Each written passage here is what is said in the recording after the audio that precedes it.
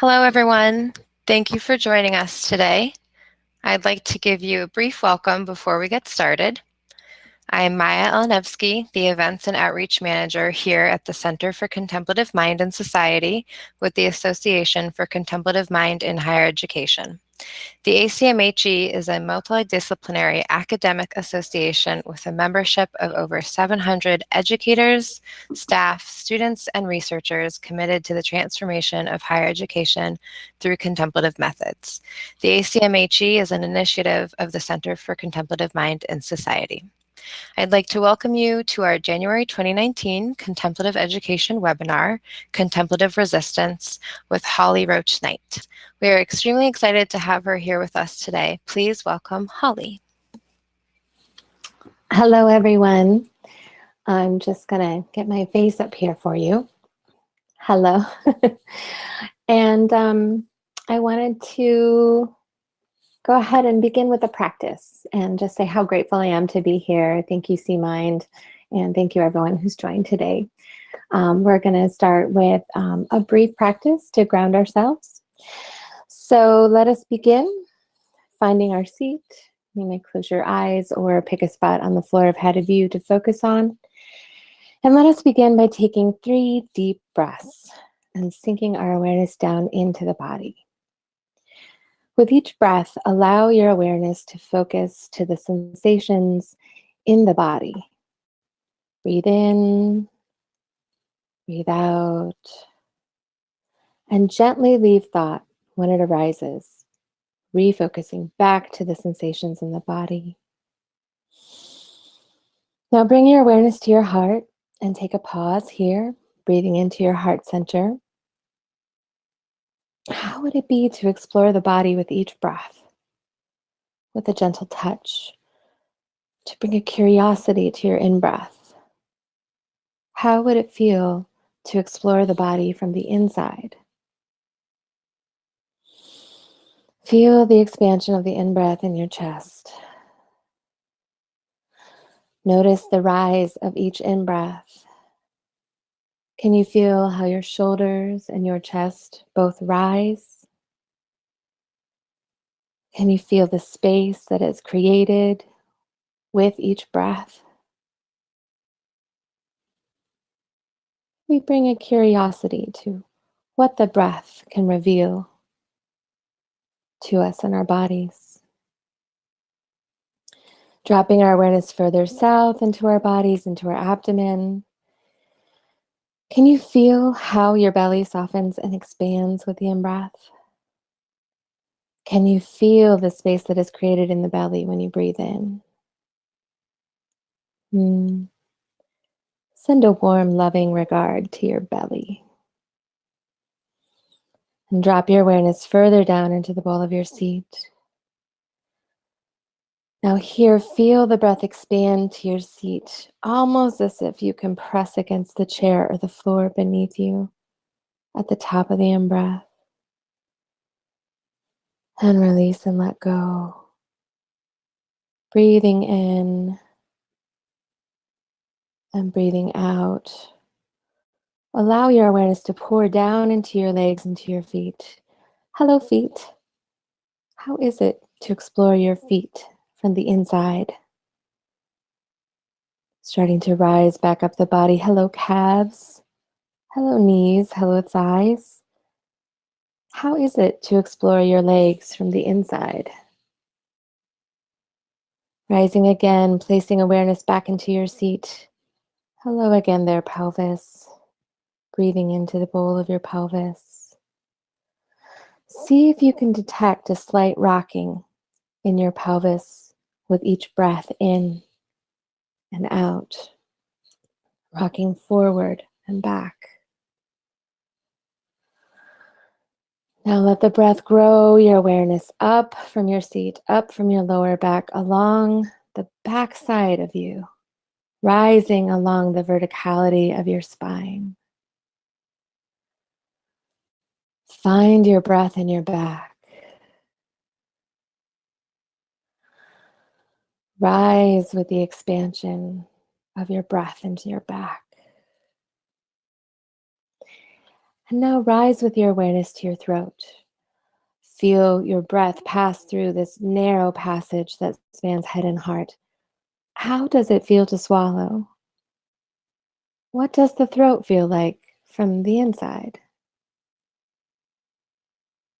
Now rise with your breath to the head. Hello, head. Hello, face. Is your face relaxed? How does it feel to explore your face from the inside? Now imagine that sinus cavity behind the nose. Breathe into this opening. Imagine this space opening with each breath in.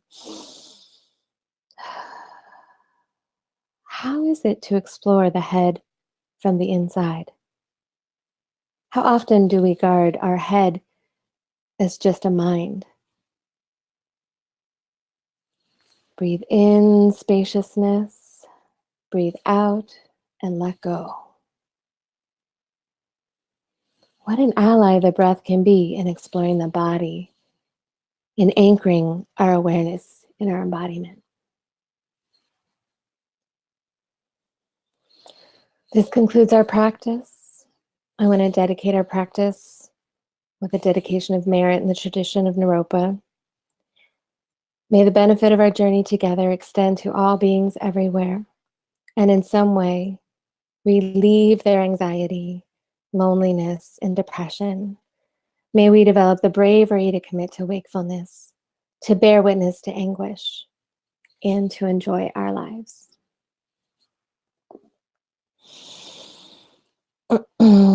So as you come back to your seat and come back to the webinar, welcome back. I'm excited to be with you today. Now we're going to jump right in to what is contemplative resistance. For the longest time, and a long time this has been happening, contemplatives have been bringing practices from contemplative traditions into social movements. So this is not a new thing. We very much are grateful to those who have come before and have bestowed their practices in social movement spaces. However, we have noticed, and Dr. Oliver Hill talks about this, how the practice can be divorced from the tradition and kind of contextualized from the tradition and lose its meaning in a lot of ways. And so it's been somewhat pegged as self-care, right? Contemplative is self-care in social movements. But I want to put forth that it's so much more than self-care. It is so much beyond that. And I'm going to attempt to sort of talk through that today in our time together. So important when we're talking about the contemplative that we are talking about it as the view of our understanding of contemplative philosophies, ideas, theology. It is very, very important that the view always accompanies the practice. And then, of course, we have our practices that we do, and we have practices that have been contextualized to movements that work well. But then without that view and practice together, we have very little hope of having contemplative conduct or right action or orthopractic action. Because that view has to be intertwined with the practice for us to be able to discern right action. And of course, all of this is wrapped in the goodness of being for the benefit of all beings everywhere. And I particularly like this definition of contemplative that comes from Contemplative Education with Richard Brown at Naropa. So what is contemplative resistance? What are we talking about? If we're not talking about self-care, then what is this? And I want to put forth that resistance is the adaptations and actions of living systems to protect and improve their quality of life, to stop oppressive acts and systems, and to replace them with the practice of the better. And I say the practice of the better because that is something that my teacher, Father Richard Rohr, said very, very much often, and very much a part of the action piece or the conduct piece of contemplative life. And so I want to move quickly and talk about living systems. My idea of contemplative resistance talks about the adaptations and actions of living systems.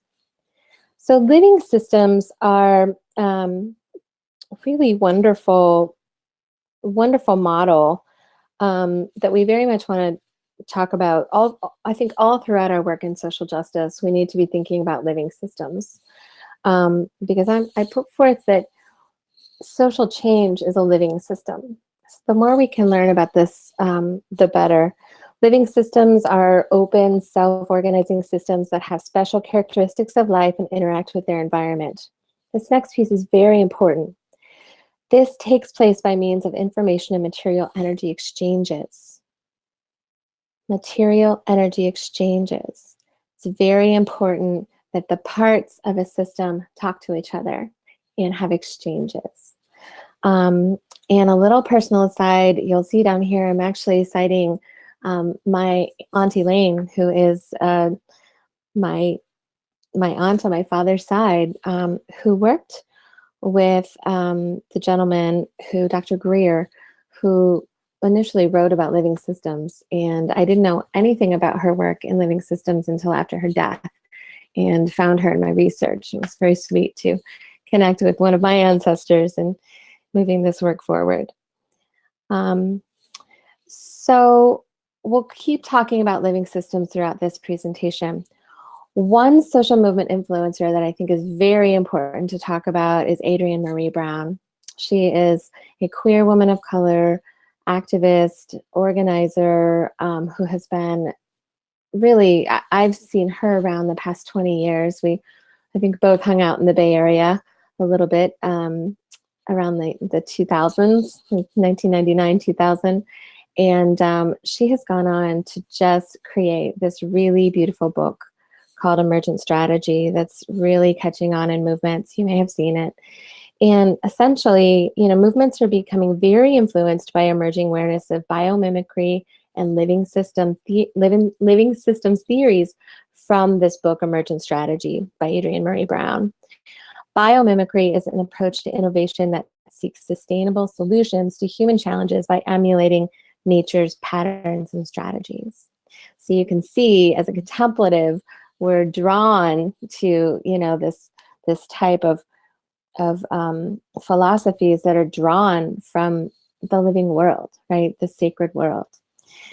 So a quote from Adrienne Maree Brown: "I am a cell-sized unit of the human organism, and I have to use my life to leverage a shift in the system by how I am as much as I do with the things I do. This means actually being in my life, and it means bringing my values into my daily decision-making. Each day should be lived on purpose." So she does some really beautiful stuff in her book. Has anyone ever seen The Maturation of the Swallows? Here, pictured here, she says, here's how it works in maturation, shoals, and swarms. Each creature is tuned into his neighbors. The creatures right around it is in the formation. This might be the birds on either side or the 6 fish in each direction. There is a right relationship, a right distance close to and close that they can crush, and they can't get too far away from that distance or they won't feel the micro adaptations of the other bodies. Each creature is shifting direction, speed, and activity based on the information of the other creature's bodies. So this is how something like the maturation of the swallows or shoaling, kind of a defense mechanism, or swarming, right? These are all examples of collective action, if you will, where the participants just need to be tuned in to those next to them to sort of stay in their formation. Well, what if we thought about swarms of human beings being biomimicry? Maybe we're all an organism, and we're all cells of that organism that are coming together to defend our world. So in order to understand how we're going to change our world, we have to agree how we need to be interconnected and understand our interconnectedness. And there's this wonderful quote about how butterflies and hummingbirds need each other, both need each other for survival. And what if we as activists and educators believed that we were that connected, that our survival was that deeply connected to the success for the movement for Black lives, for instance. So this sort of depth of interconnectedness and depth of consciousness around that is a big part of looking at social justice movements as expressions of a larger organizing, a larger organism, a living system. So how can we help people deal with movements that are pluralistic? Pluralism sort of drives the ego bananas, right? And so we're going to talk about paradox and pluralism, and how as educators we can actually work with folks to give them tools to navigate pluralism so that they can be more effective in their social change work. So to illustrate that, I wanted to look at a couple of theories of change. Of course, it's very important to have a theory of change when you're wanting to change something. And IONI Institute and Momentum Training have this really wonderful theory of change that talks about changing dominant institutions, creating alternative institutions, and engaging in personal transformation. So already we can see that there's three main, there's pluralism right there. These are three different, one's a holding action, one's sort of alternatives. Now this one's a little different. This is Mi Gente's theory of change inspired by the Chilean trabajadores. And they had the holding actions to stop the deportations. Then they saw another area of the work, which is mutual aid networks, which is sort of how everyone gets fed and taken care of and gets to school, gets to work, sort of everyone taking care of each other. And then getting inside the system to get elected was another piece of their strategy that was really important. So you can see these are really different parts of the work going on. And I thought Buddhist Peace Fellowship's theory of change did a really good job of boiling this down into very simple terms. And if any of you have been activists and you've been around for a while, you'll know that there are tensions between the Black and the Build people.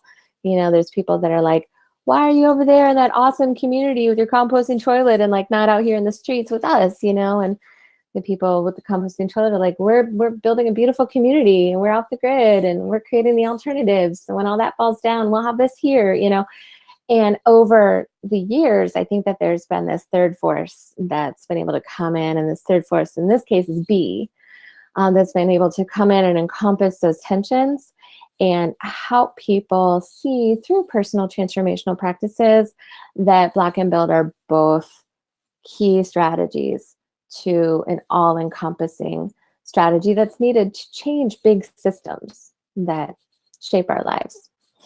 So got to have a theory of change, and just realizing how much movements are getting it, like they're getting how pluralistic movements are. So why should we expect them to not be? Let's just get it. Movements are pluralistic. So how do we work with that? And so one thing we can do in our classrooms is to sort of look at some of the behaviors that come up when we're threatened by plurality. The ego does not like plurality. I'm talking about the ego, like the problematic self or the false self or the cocoon. It can be very, very off-putting for that ego, that false self, to see multiple truths happening and too many other things going on. Like we're really wired to sort of put things in boxes and create order. So helping us be able to relax a little bit into some chaos, coming up with agreements like, embrace paradox, two truths that sort of seem opposite can also be true. We could do the work to see how they're true. And this is a way of beginning to sort of help people practice setting agreements that sort of help the group navigate plurality. Another thing that I do to help people navigate plurality is employing a really wonderful exercise that George Lakey created, I think also with Bill Moyer, about helping people figure out what role that they want to show up in. We typically put a big quadrant on the floor with tape and label the 4 quadrants: helper, advocate, rebel, and organizer. And then what you do is read a scenario of a crisis that happens. So maybe it's a fictitious school shooting in your town. Maybe it's a real thing that's actually happened traditionally in the town, a real crisis that occurred. And so then you go ask people to stand in those quadrants, whether they identify as a helper, an advocate, rebel, or organizer. And then from those places, standing in those quadrants, we have a deeper conversation about, okay, well, what's great about you, helpers? What is awesome?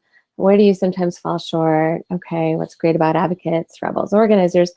Then we circle back and say, okay, helpers, what frustrates you about one of the other roles in the room? And so the helper might, talk to the advocate and say how they're frustrated that the advocate doesn't have enough people who are actually impacted in on the advocacy. Or, there are many tensions that can come for sort of these 4 roles, exploring the tensions between them. And so that's a really lovely there's a lovely exercise that I like to run that sort of begins to bring up tensions between the roles. And then from there, we sort of begin to explore how the 4 roles are integral to one another, and how actually throughout history we've seen, times where, let's say, for instance, MLK and filled more of an advocacy role, and then Malcolm X filled more of a rebel role, but that they actually talked and they coordinated and they were strategic in that alliance. So if we're inclusive of the other roles, how can we be strategic? How can we apply our gifts in strategic ways? And have some self-awareness about our reactivity around the ways we differ. Another way to look at this is through the 5 organizing traditions. You have the inside game, which is more in the political realm. You have the structured tradition, usually has a lot of structure and training and money behind it. The mass protest tradition, which usually doesn't have a lot of structure or money behind it, but they do have a lot of people power. And then, of course, you have your folks, creating alternatives, which is awesome. And then you have your personal transformation camp. And that's really, where contemplative education, to me, should live in the spectrum of traditions in social justice organizing. There's a spot for us right there in personal transformation. So we're very much a part of this conversation traditionally. I think a fringe part of it, but still there. So I want to talk about the challenges that we face. One of those challenges is silos. Silos, I would put forth, are reactions to plurality, which is sort of the ego's bracing. And it results in the systems of a living system, the parts not communicating. And there are just so many roles, and there's so many ways to see a big strategic issue depending on what side of it you're coming from and what role you're playing. And so we just have to condition our egos to be able to accept the plurality that we encounter in organizing. And learning to navigate our own triggers is a big piece of this, So the next one I wanted to offer is that when the parts of the system aren't talking to each other, there is dis-ease in the system. And like my Annie Lane said, systems exist because of material energy exchanges. And when those things don't happen, they start to get disparate and the system starts not working properly. And when I'm saying system here, I'm referring to the living system of social change. So when the parts of the system are talking to each other and tactics and strategies overlap, and we have skills around intersectional organizing, around bridging work, and building relationships, all of this is also very much supported by basic goodness underlying it. Because to really be in deep solidarity with folks, we have to sort of believe they're good, right? So contemplatives have a lot to offer in the sort of healing of silos, and getting the parts talking to each other again is a big part of that. Movement building is a big part of that.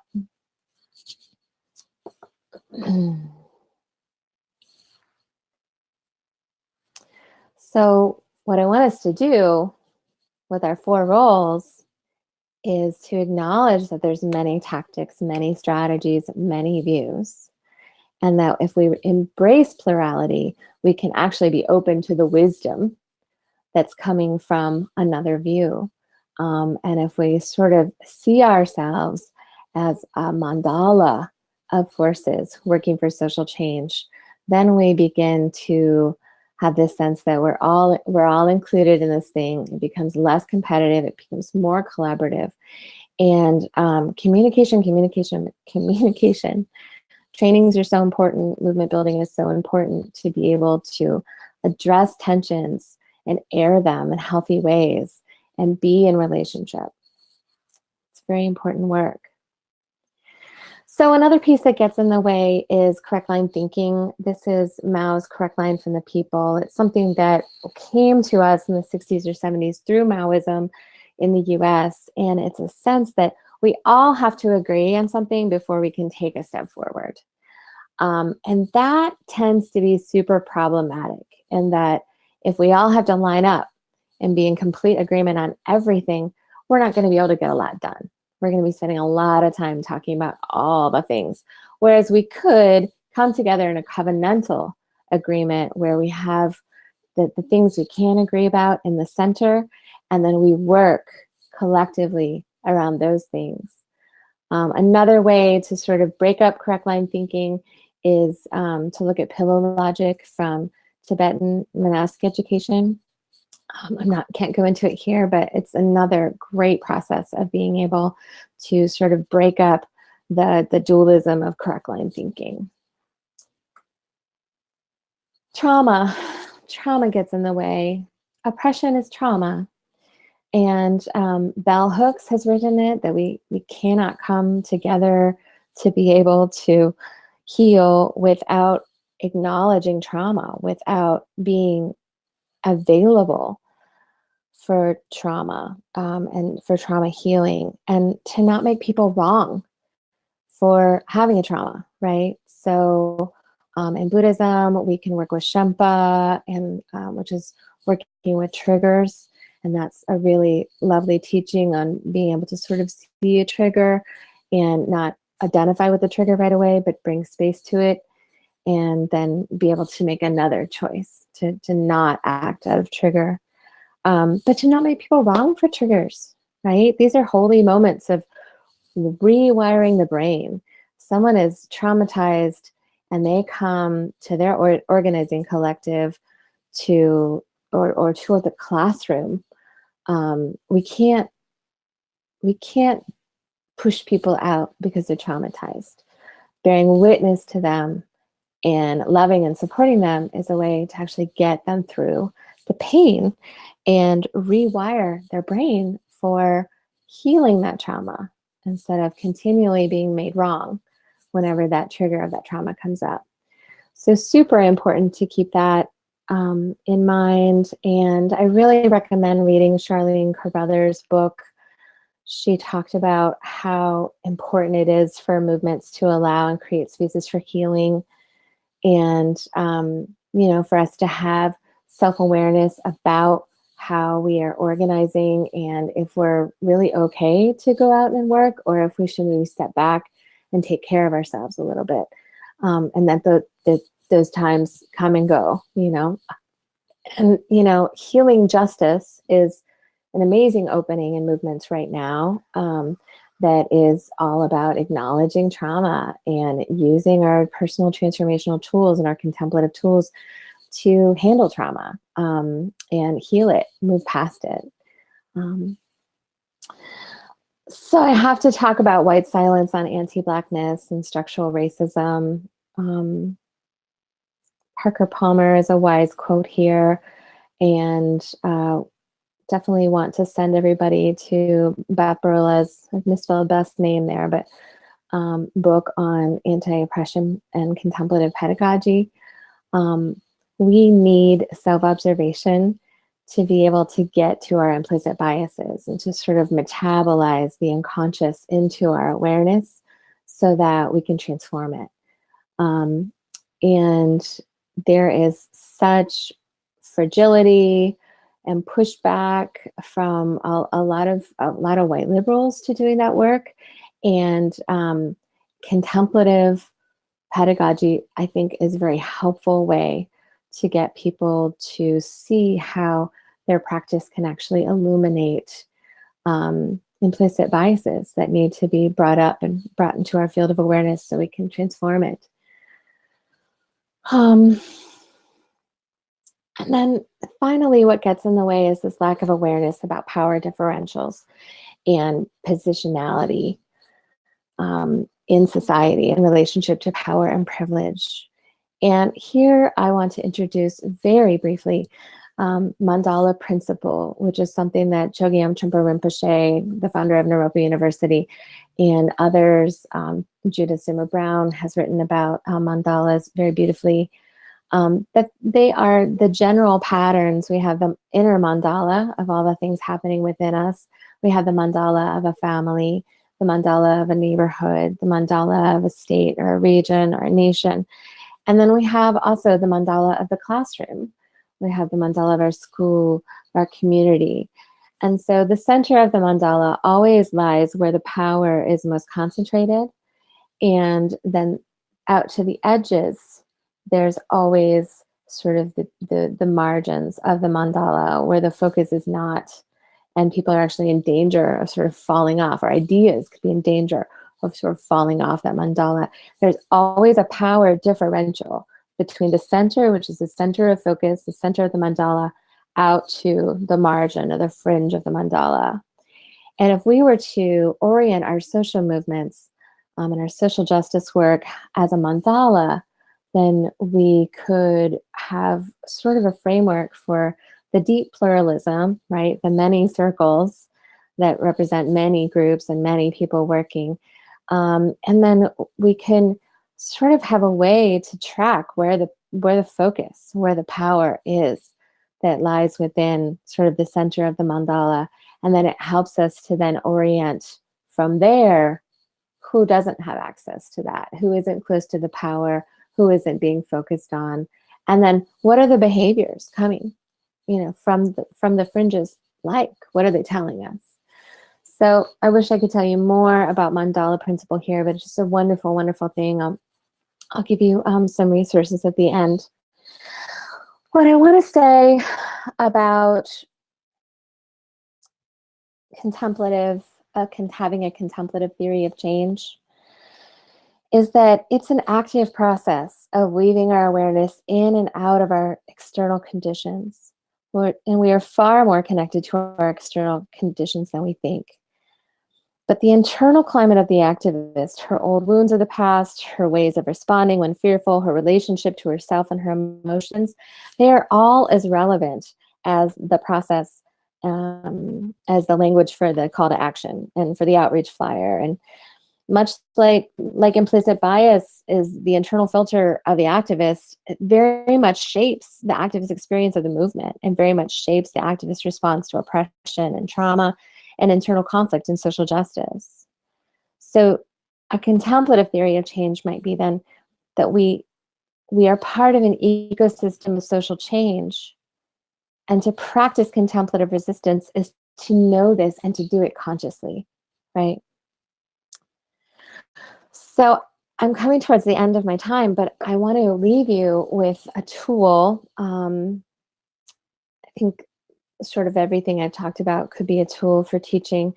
But if we haven't taught contemplative observation to our students yet, it's such a wonderful, wonderful tool. And I've been a part of utilizing that the last 2 years at Naropa University in my contemplative education degree. And what it's given me is this very steady process of, essentially what you do is you sit down, pen and paper, and you put it down, you don't touch it. You sit, you get your seat, you do contemplative meditation for a couple minutes, and then you open your awareness. And the first time I did it was at a food court at a mall. And you just sit there and you just watch and you just observe. And you include yourself in the observation. So your stomach growling is just as valid of an observation as some kid, fell off a skateboard. So you have a period of observation, and then you sit and you write about it. And you repeat. You observe, and then you stop, and you sit, and you write about it. Now, eventually, that process leads into in-the-moment contemplative observation, where you're actually just reflecting while you're observing. So the observing period and the writing period sort of merge. And that's more of an advanced version. But I recommend an article by Peter Grossenbacher and Alexander Rossi from Naropa that talk about that really beautifully. And in closing, folks are trying to do all kinds of amazing work to change the world, make it better. And they all have something to do with contemplative education in some way. Contemplative ed can address all of these things that activists are trying to achieve. So, contemplatives are good for social movements. We should be there. It's good for us, and it's good for movements. And eventually, we can become rods of non-judgmental presence in movement spaces. We can share practices and just be present for whatever transformation needs to take place. So this is me, currently finishing up my degrees. I also serve as co-director at Transform Network, and we have a contemplative justice program that we are doing lots of fun stuff with. So I hope that you'll come and check us out. And this is how you can get in touch with me. Email me, tweet me, Facebook me, and would also love to see you guys in the Contemplative Justice Community Facebook group. And here are resources. I did not ascribe to any particular way of putting these down, since this is not a paper. I chose to be a little not as detailed in this for you all, but I think all of this is Googleable. And thanks so much, everyone, for spending time with me. And I'm really looking forward to hearing back and how things landed for people. Thanks. Thank you so much for sharing your work with us, Holly. At this time, I would like to invite folks to submit any questions that they have. As I mentioned earlier, you can type those in to the question box, which I believe is on the right-hand side of your go-to screen. So I'll just give you about a minute, maybe a little bit more, to submit those questions in now.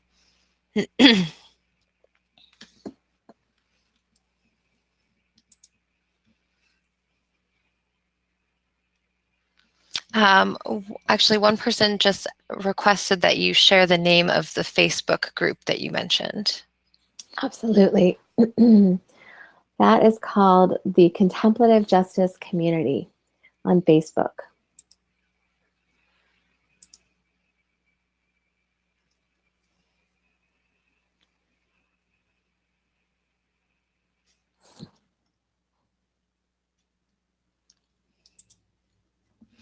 Okay, the questions are flowing in, which is great. One person asked if you have a contemplative practice that can help people uncover their implicit bias to share. Yeah, great question. So I definitely think that you would want to pick up Beth Barilla's book that dives way deep into that work. But I think self-observation, a book that I would recommend is Self-Observation by Red Hawk. He has written an amazing book on self-observation, and I really see that as the corrective for almost everything that's wrong in life, but particularly for implicit bias, because having a daily concentration practice gives us this ability to sort of develop that inner witness that can see emotions, thoughts, feelings, sensations sort of coming and going, and can choose to identify with it or not. And to me, that's one of the most important practices that we can offer for sort of metabolizing the implicit out of our unconscious into our field of conscious awareness. I hope that helps. Thank you.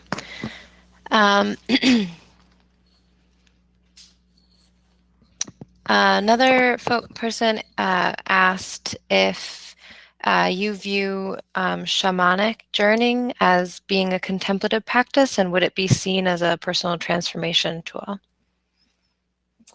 Yeah, thank you. The shamanic practices that I've been exposed to, I think would absolutely fall into the category of personal transformational work. I mean, in terms of personal transformational work being, one of those organizing traditions that we were looking at earlier, it sort of has to tie into movement work, So there's personal transformation for one's own sake, and then there's personal transformation for the transformation of the whole. So I think that's something we have to think about a little bit there. But absolutely, as long as the framing is connected to sort of the personal is political, I would say, yeah, it's applicable. Great, thank you.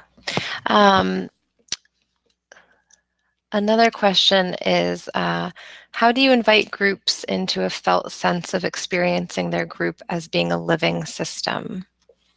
Well, I definitely feel that is very possible with the 4 goals exercise. There's something really lovely that can happen when you've got people sort of standing in their bodies.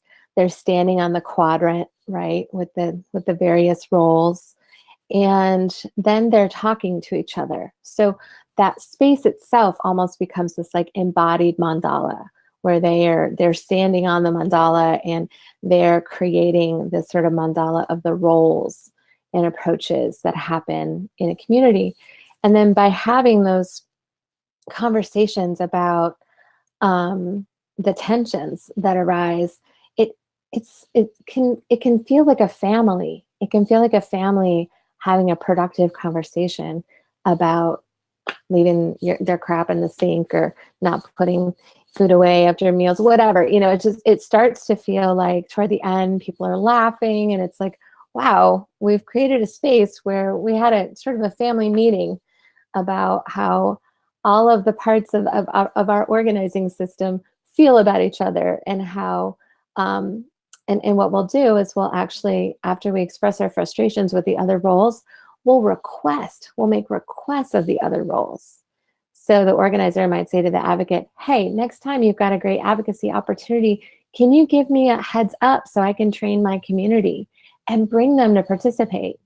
So you end up actually getting this sort of felt sense of in our bodies, being in these different camps. And then if we locate the center of power, in the quadrant toward the center, and have people who feel like they're not close to the center or the power sort of move backwards, and people who do feel close to it, to the center, the power, move forward, you start to actually get a physical mandala of like, wow, like, well, why are you on the fringe over there? You do lots of media work. oh, wow, you're feeling not included in the work now. Wow, that's interesting. I wouldn't have known that about you. You know what I mean? So it brings up a lot of data. Um, and it's a real opportunity to be in our bodies and to be, it's good to put pause practices in there as well with a bell. So just give a bell to somebody, and just whenever it starts to feel sort of intense, ring the bell, give everyone a 1 or 2 minute pause practice, just sort of breathe, ground in their bodies, and then be able to move forward, sort of a little neurological reset, which is a helpful tool as well. But I love that exercise, and you can get that in the Opening Space for Democracy by Daniel Hunter and George Lakey book on the bottom of the list there. And it's a huge training manual, and I've had so much fun working with that for roles. There's also another one in there called Team Types, and it helps a group sort of get a spectrum of personalities and what personalities are kind of best doing what work. And sort of, it's more on a micro level with a group of people. It just helps them learn that there's a plurality of gifts that are being offered in any group. Hope that helps. Thank you. A question that came up about trauma and social movements. What could one do in situations where it is trauma itself that has brought people to coalesce into a movement? Yeah, it's really important that that be acknowledged when that is the case. And it's more often the case where you'll have people who have maybe secondary exposure to trauma, and then you also have people who have primary exposure to trauma, which can be very tricky. I'm somebody who has sort of, as a white straight woman, I've worked more in sort of on the liminal space between sort of white organizing that is anti-racist and people of color-centered organizing, sort of following their work and helping as we can. And I think that that's really tricky work to do. And I think that you have to hold the room in a way that allows trauma to be acknowledged and that trauma comes into the room with us. And then also like give it a voice as it needs a voice. And then also ways to sort of heal it and let it go. And there's times when there's so much trauma that maybe processing trauma is the primary revolutionary thing that can happen in that moment. And sometimes it's hard to withhold action. But trauma can express itself in the streets, and trauma can move into action. And that's something that can definitely happen. But if it's possible to actually step back and withhold action, and do some somatic release work and some healing work to really hold folks who have a lot of trauma happening in their bodies, they're just going to be that much better as activists when they're actually organized and engaged in organizing. So I'm not saying traumatized folks shouldn't organize. I'm not saying that at all. I think that sometimes we see folks, like for instance, there was a Black man, Jerry Lejai Williams, who was shot dead. His arm was left in pieces, and very close to my home in Asheville. And I worked with the family on that campaign. And there were times where it was so important for the family to take the lead. But then there were also times where people who were burying their child and their brother shouldn't have to be taking the lead. And so it's just having some wisdom around that and utilizing our transformational practices to be able to really hold and prioritize spaces that hold the trauma and love people through their experience of trauma. Hope that helps. Thanks, Holly. So I think I'm going to just read one more question out loud. And Holly has agreed to generously answer any questions that we can't address on the webinar after the fact. So we will share those with her as well. So I think the last question I'll share was one about the difference between safe space and brave space. That there's a lot of talk about safe spaces, but what is not happening in safe spaces that takes place in brave spaces? Absolutely.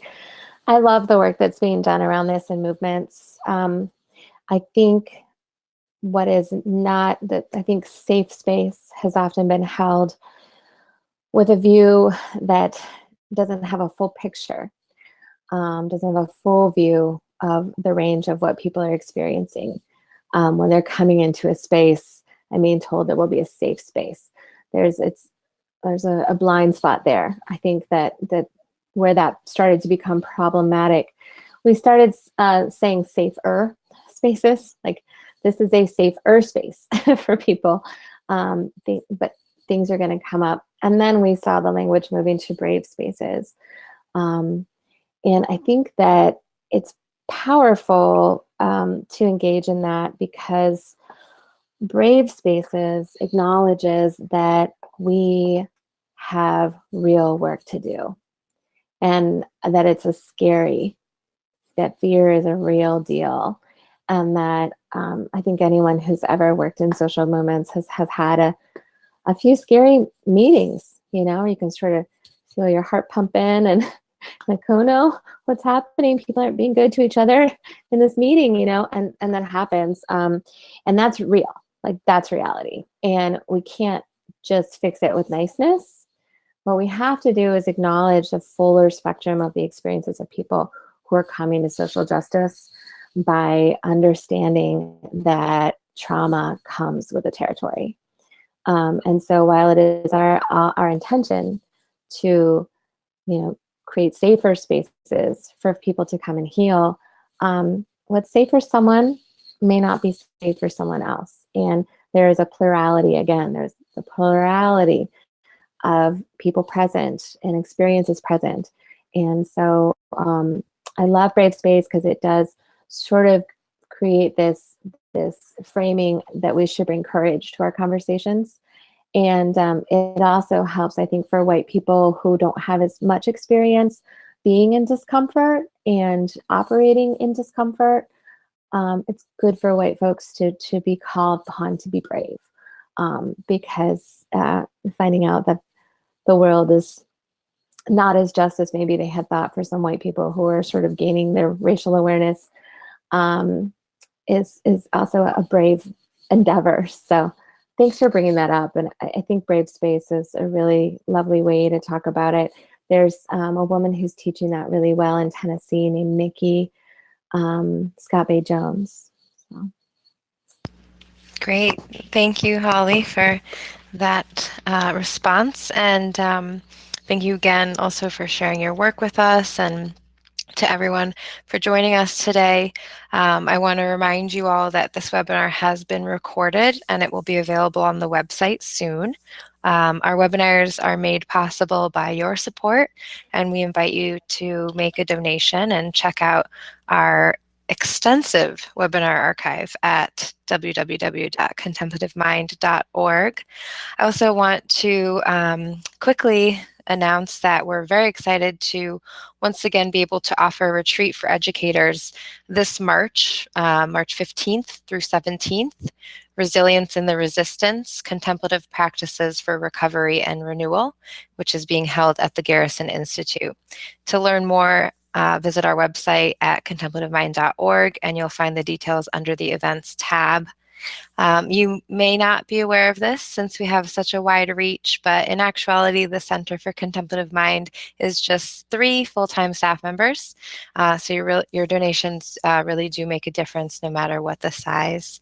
Thank you again for listening, and thank you again, Holly, for being with us. Thank you. Be well.